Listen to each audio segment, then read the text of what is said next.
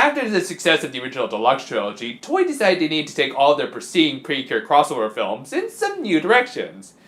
Directions that I'm still not completely sold on. First things first, they changed out their screenplay writer Isamu Murayama, a decision that makes sense. He contributed more than his fair share for the Deluxe trilogy, and doing this would avoid the risk of things possibly becoming stale with these movies. On top of that, I'm not at all against replacing him with Yoshimi Narita, whom I've said on multiple occasions is one of my favorite longtime writers for this franchise. Throw in Junji Shimizu, the series director, fresh into the chair for this movie, and you have the makings for something great. After all, this film came out just a month prior to this one, so I'm sure the Toei was in top form at the time.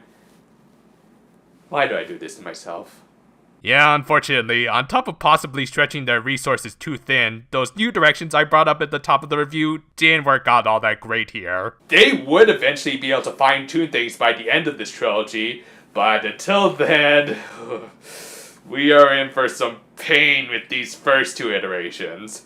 With all that said, let's take a look at Precure All-Stars New Stage 1 and see if we can't burn away all of the goodwill that the original Deluxe trilogy built up.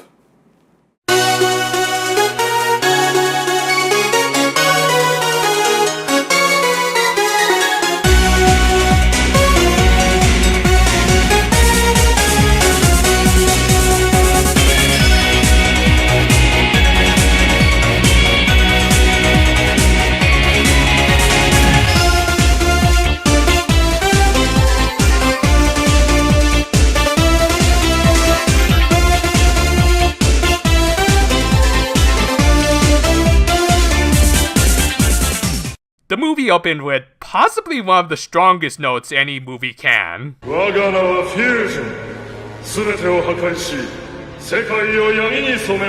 Koyasu! I know 2012 when this came out was a very up and down year for you, but to me you will always remain the greatest thing, not from Japan, but from the United King. Excalibur! So yeah, they actually brought back Fusion from Deluxe 1 for this movie. And since this is a toy production, I guess they couldn't help but take a jab at the competition. Though, while I don't mind some friendly rifting between the tokusatsu companies, I do mind this. This is just part of why I wanted to review the Smile Precure movie first. At least they kept their fourth wall breaking outside of the movie proper. Oh well, just to get to the awesome intro. Seriously, I absolutely love this intro fight with Fuzilla. It's short and does feel a little cut off at the end, but the insane Sakuga compliments of Mitsuru Aoyama more than makes up for it. The band could make pulling up socks look epic. This is the level of talent we're dealing with here, folks. Within just a few seconds of animation, we get a good idea of the general power levels of several teams, the fighting styles of a handful of individual members, and quite possibly Mayu Kudo's greatest work, Ein no Tomodachi or Eternal Friends. It's a beautiful opening theme, with lyrics that just perfectly summarize the Precure and their mission statement. While it's a pity she decided to retire from the music industry after getting married in 2017, at least she went out on a literal high note. So yeah, intrusive fourth wall breaking miracle lights aside, coming in is hyped.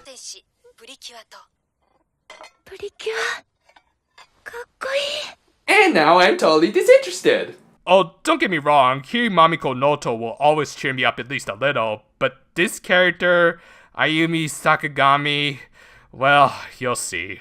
Anyway, main takeaway from this scene is that this girl is a fan of the Precure, is super shy, but I'm sure she has a good heart regardless. If that sentence didn't send at least a few shivers down your spine, then congratulations, you're not a soulless cynic.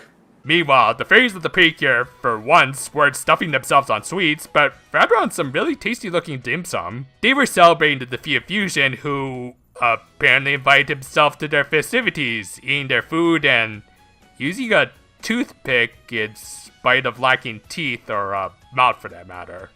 Okay, usually I'm a fan of Yoshimi Narita's comedy, but that's a little too silly. Also, unless you're Scott Hall, you'll never be able to truly make a toothpick look cool. You know who I am, man? I am Razor Ramon. Yeah, but whatever. I'm sure they're not going to overdo it with the comedy and thereby throw off the movie's pacing. They're totally gonna do that, aren't they? Anyway, the most competent member of this group, who also happened to be the youngest, managed to capture the Razor Ramon wannabe. The fairies realized that Fusion had likely survived the battle with the Precure by splitting itself up into small fragments like this one. Sure enough, Ayumi happened to stumble upon one of the fragments and named it Fuchan. And unfortunately, it wasn't voiced by Koyasu, but rather a child actor. I mean, come on, who out there wouldn't want their own cute little yellow Koyasu? Toy, why do you choose to miss out on such golden opportunities? By the fairy's request, the Precure team started searching for the fragments of fusion.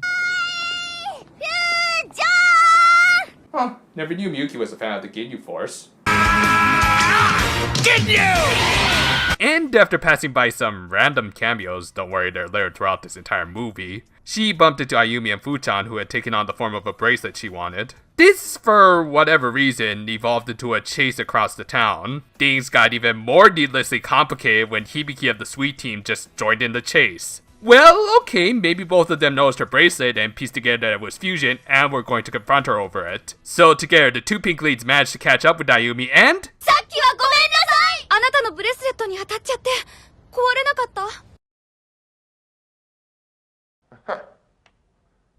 Well, there it is. So, yeah, we're about 14 minutes into this 70-minute film, and aside from that kick-ass opening, what have we actually accomplished? You know, other than making our two pink cures look like total morons. Seriously, I know these two can be impulsive, but this is just random. Why would they think chasing down a young girl halfway across the city just to apologize for a little bump was a good idea?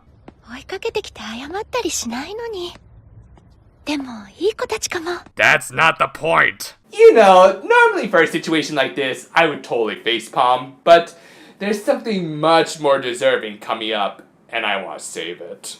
Anyway, after the most force beam between the Precure leaders ever, the Pink Cures have a moment to themselves, and hey, the Desert Apostles are reunited. Alright, sorry, I got a little distracted. I mean, this is a good setup for these different series characters to interact. You know, like in some of the previous movies, where they exchange pleasantries, as well as highlights of the major themes of their respective seasons. Heck, they even quickly learned each other's secret identities after their fairies shared a cupcake.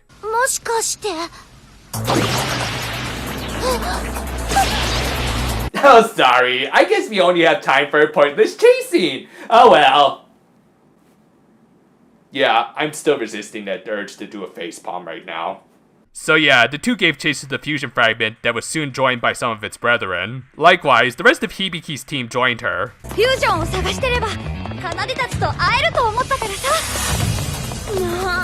Hey! You two should kiss! This little makeshift Precure team engaged the fusion fragments in an admittedly well-animated sequence. Again, thank you Aoyama-san. Together, they managed to defeat the fragments, and just as they did, the rest of the Smile team joined them. Well, okay, this is a good opportunity for some good crossover interactions between the whole teams and...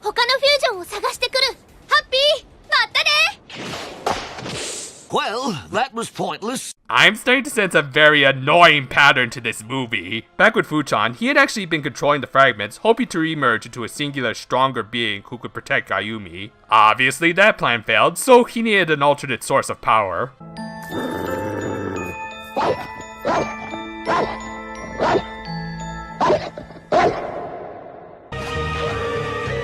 And after a completely pointless scene introducing the Miracle Lights to the plot, even though we already saw them at the beginning of the movie, Ayumi woke up to find her little friend had grown a little, and had become more than a little creepy. Seriously, I know I get strange looks from my hobbies, but girl, I think you need to draw the line when your friend starts sounding and looking like a combination of the T-1000 and Alaka. Anyway, Ayumi ended up running out of her apartment after getting into an argument with her mother. Girl, you were playing Wii Sports, a game with no sort of story mode or the like. You wouldn't have lost anything other than maybe a few high scores. And as if bad-mouthing her mom so much that she should be getting a call from Mr. T pretty soon wasn't bad enough, she proceeded to completely denounce Yokohama just because she was unable to adjust to the new city after only a couple days. Gee, I wonder if we're building up to a very obvious story arc in which this girl gets over her issues. Hell, it became so bad that simply seeing Miyuki being a social butterfly made her jealous, and her little abomination acted accordingly. The Smile team engaged the small-scale fusion, again in a well-animated sequence, brought down by the fact that our heroines, through no fault but their own, ended up making their situation far worse. As it turns out, this version of Fusion had developed perfect energy absorption. The team witnessed this after both Akane and Nao's energy attacks were absorbed. So with that in mind, what would be the next logical course of action?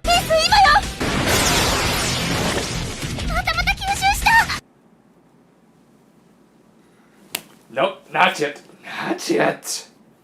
Seriously, you think at the very least Reika of all people would make this sort of a mistake? Girl, you have an ice sword, why didn't you use that instead? Still, even though they royally screwed things up, the sweet team arrived to provide backup. Alright, now we've got two teams of Precure together. Finally, we can have some meaningful interactions between the two latest Precure teams at the time, and you know what's coming next. You know, in a situation like this, a normal facepalm doesn't feel appropriate. Excuse me a minute.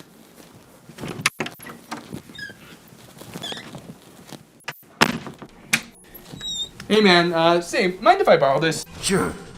Just have it back by 6. Thanks. Hey, by the way, who's gonna be your main guy in Ultimate? Ken. Alright, then I choose Bowser. Maybe his new ultimate move will involve a princess crown. Don't even joke about stuff like that, dude.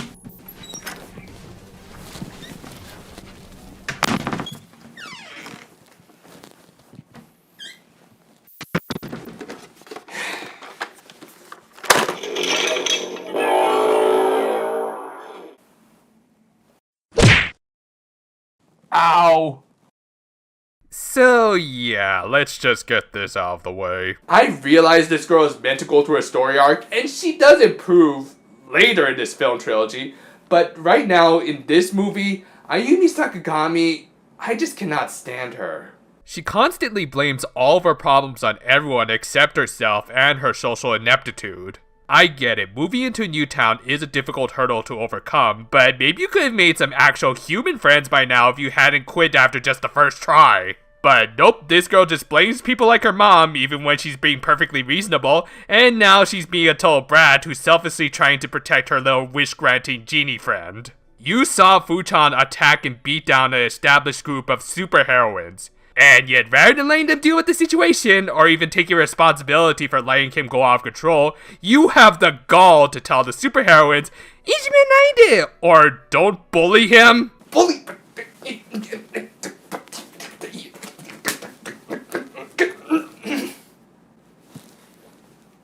You are made of stupid.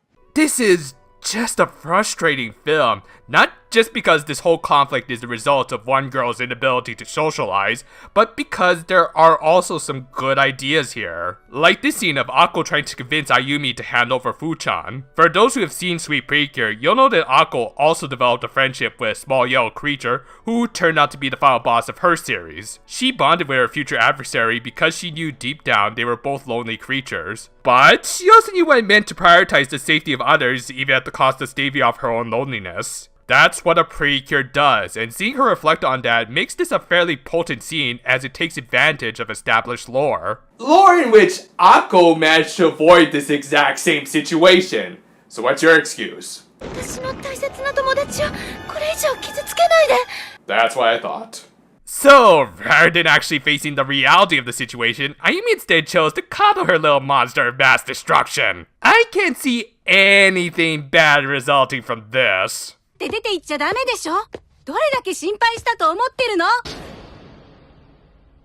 Don't worry, kid. I know of a couple of guys who can take care of all of your dead mommy issues.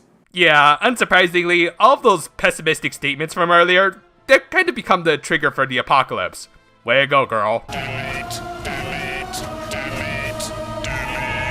With that, this much less cool version of the Koyasu blob decided to pull a full-on reset of the world. Yeah, I really can't call this character Fusion anymore if he's doing the exact opposite of what the original tried to accomplish. Congratulations, new stage, you completely missed the mark with this character.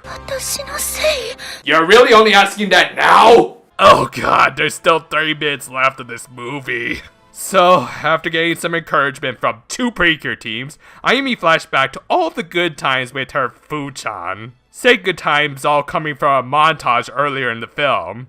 They used a montage as a montage in the same film. They just didn't care. So the final third of the movie essentially became a protracted escort mission because, yeah, why not take inspiration from the worst of the original trilogy? Along the way, they got some backup from some more Precure teams. Oh yeah, I almost forgot, this was an All-Stars film. And, okay, I'll say right now, I'm not at all bothered by the fact that the older teams have had reduced roles in this film. That Guinness record is nice and everything, but as long as we get at least some Precure teams working together, that's more than enough. It's kind of why the Star movies work, so honestly, I could take or leave having every Precure on screen at once. What I do base my opinion on is how they're used. Case in point. You know, this has to be the Precure film that I feel the most empathy towards the parents who took their kids to the cinemas. Not only does it cheapen the value of these Precure run-ins, like they have to be told how to do their jobs, but it just goes on and on. In total, Hami talks to the audience 4 times, each time telling the kids to yell louder. Just do what I do when I have problems. Scream! Did they know that the Smile movie was going to have a shorter Miracle Light sequence, so they decided to front load this one? They don't even tell them when to stop, so I'm assuming most kids just went for the entire length of the song sequence, which totals to about 2.5 minutes. And even worse, this is honestly an awesome sequence with the Precure all working together to stop a giant cruise liner from colliding with the city. But the pace was just ruined by all of these unnecessary cuts to Hami shrieking her lungs out. Mitsuru Aoyama and his animation were the definite MVPs of this film, but they're ultimately wasted on sequences like this. On a side note, God, I have to feel bad for Kotono Mitsushi. It's roles like these that reduced her voice to sounding like this. Nothing against the legendary Tai, mind you. I much prefer her over the cat. With that, the Precure and Ayumi continued on their path towards Fuchan. Along the way, Miyuki was nearly swallowed up by a stray male slime, but Ayumi shoved her off the way. No.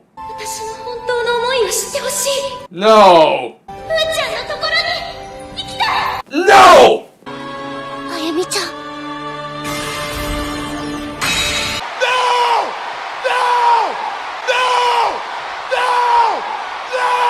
So yeah, Ayumi became a Precure. Why? Did she get her powers from Fuchan, the Miracle Lights, the Golden Lady from Hakuto? I don't know! Yes, I know I just used 2 pro wrestling clips in a row that I'm sure most of you don't get, but I don't care. If the movie is going to throw in whatever it wants, so am I. Heck, why don't you just throw in another Miracle Lights roll call while you're at it? So, Ayumi talks Fuchan down, assuring him that they're the best of friends, even though they've only really known each other for, 2 days tops? They hug it out, and the day is saved in the most anticlimactic way possible.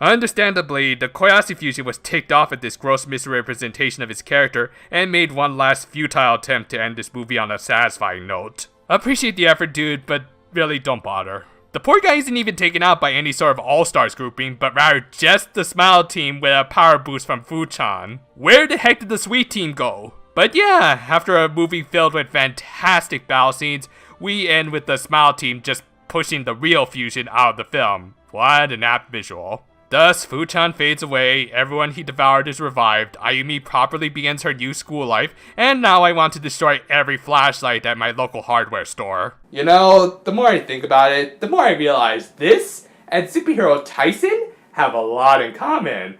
Most notably, how their accompanying music videos are pretty much the only good things to come out of them. From a pure production standpoint, it's clear that people like Mayu Kudo and Mitsuru Aoyama gave it their all. If the movie had just maintained the momentum that awesome opening had started, then it could have been on par with or even surpassed Deluxe 3. Sadly, it all went downhill as soon as this pair of pigtails was introduced. Ayumi's whole deal is that she's supposed to be the new kid in town, not unlike a few Precure before and after this movie. It's an archetype that's meant to make the character a little more relatable to the target audience. However, while many of Precure has had at least some sort of fun little quirk that has made them at least a little bit entertaining, Ayumi Sakagami is just a blank slate. And no, just being shy doesn't cut it, especially when we have a character like Tsubomi whose social awkwardness came as a result of a traumatic incident brought upon by repressing her emotions for too long. And then there's her transformation into Cure Echo. Look, I get that people like this Cure, and her design is pretty good, even though it's a little bit too divorced from her civilian form. But again, I must ask, why did she transform? I mean, putting aside the Deus Ex Machina-ness of it all, what did she do to deserve the title of a Precure? Throughout this movie at least, she was hostile towards everyone except her little friend who did stuff for her. If she wasn't snapping at her mother, she was calling the Precures bullies for daring to attack her friend who threw the first punch. These realizations she has before becoming Echo just feel way too out of left field, as she simply wasn't given enough characterization. And that's my biggest problem with Ayumi and characters like her. By making them blank slates, we can't really get a solid grasp on who they are as a person. They're just meant to be self-inserts who play to the emotions of the viewer. I guess they wanted to convey the message that anyone who admires superheroes and their ideals can follow in their footsteps. Though, sorry to burst your bubble, new stage, but we already kind of got that kind of a Precure this very season. And yet, in spite of all of her mistakes, the Precure still bent over backwards just to support this poor little Wooby. You act like prey, but you're a predator. You use pity to lure in your victims. It's how you survive. I would hope that Toei would learn their lesson and not make another character like Ayumi in some of their future films, but that'd be giving them too much credit. Quite frankly, I think I felt more sympathy towards the main antagonist of this movie, and not for the reasons the filmmakers wanted. You do not just bring in Takehito Koyasu to belch out 2 or 3 stock villain phrases. Heck, I don't even get why they brought back Fusion if they were essentially going to write a completely new character. Then again, even if he was named Davey the Evil Slime, this arc was just not at all interesting. The movie tried to portray Fuchan both as an intimidating force, again all of the original real Fusion,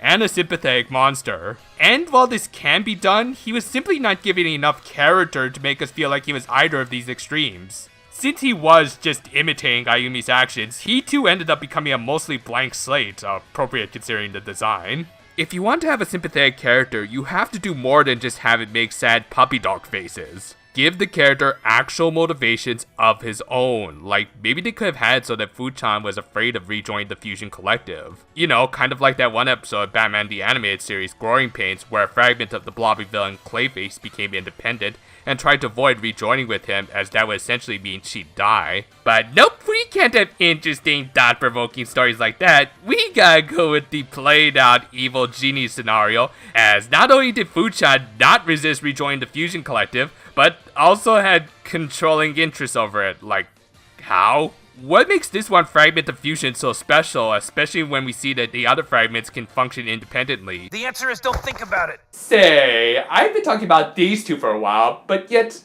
I can't help but feel like I'm forgetting something.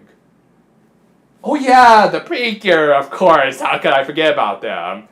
Then again, so did the movie. As I pointed out throughout this review, they had a ton of opportunities to interact throughout this film, but most of it was quickly dropped or sidelined to make room for the Fuchan subplot. This was a major casualty of this film series' new policy of trying to integrate more story by adding movie-exclusive characters in, which to me sounds more than a little backwards when the goal is to celebrate the Precure and their accomplishments. In recent years, I think they've balanced it out better, but this first go-around, they dropped the ball due to a gratuitous amount of padding.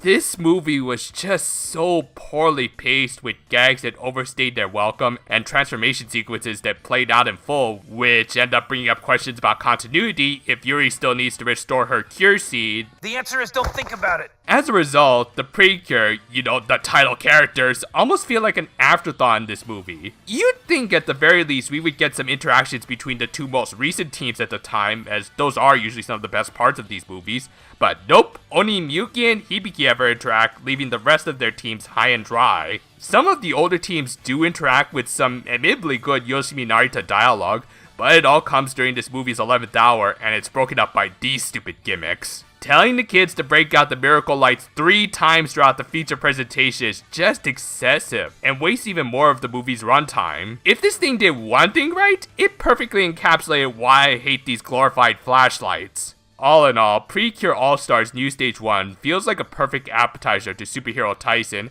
as it gives a good idea of what to expect from the main course, a bloated, unfocused mess. Now granted, it's nowhere near as bad as that film, as at the very least this had some good fight scenes, and characters didn't act like total idiots, just incompetent ones. But the way they try to convey their franchise's main themes is equally misguided. Between the excessive usage of the miracle lights and Ayumi basically being a self-insert for the audience, it's obvious that Toei is trying to encourage some more interaction from their target audience, which in the short term I can understand working, but wouldn't you also want to bring them back in the long term by making these great heroines feel like larger-than-life icons like they actually are? As I said, Ei no Tomodachi is a fantastic song because its lyrics perfectly summarize the valor of these brave warriors. And yet this movie can't follow up on that because it focuses more on providing cheap wish fulfillment both for Ayumi and their young target audience. From that standpoint, I really can't recommend this film in any shape or form. At best, I'd say watch that opening and then go back and watch Deluxe 1. Again, Dio Brando is the main villain of that movie. Automatic win.